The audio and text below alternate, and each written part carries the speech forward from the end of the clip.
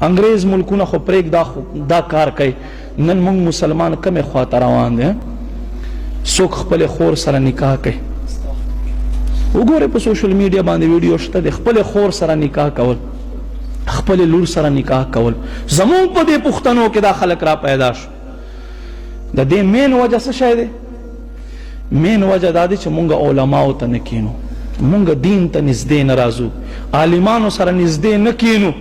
بس هر سړی یو خپل سوچ دی، یو خپل فکر دی، بس د خپل سوچ د خپل فکر مطابق چې څه د سره ټیک دی هغه ټیک دی، او چې څه ټیک نه دی بس هغه ټیک نه دی.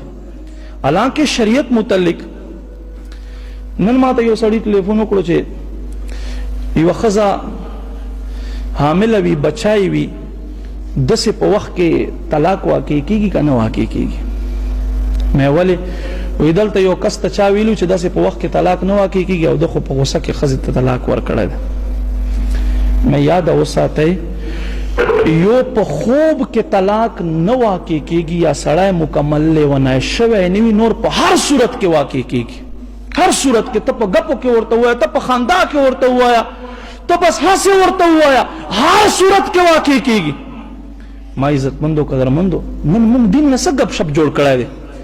مشکات شریف حدیث دی، نبی علیه الصلاة والسلام فرمایي یو وخت به داسې راشي چې انسان به خپلې ښځې سره زنا کوي، بدکاري به کوي. صحابه عرض کوي قربان خپلې ښځې سره څنګه زنا کیږي؟ الله محبوب فرمایي خپلې ښځې ته به 3 طلاق ورکړي او دې له پاسه به دی ښځه ورته وایي. لکه زمونږ پښتانه، یاره دا خلک به څه وایي، دا معاشره به څه وایي.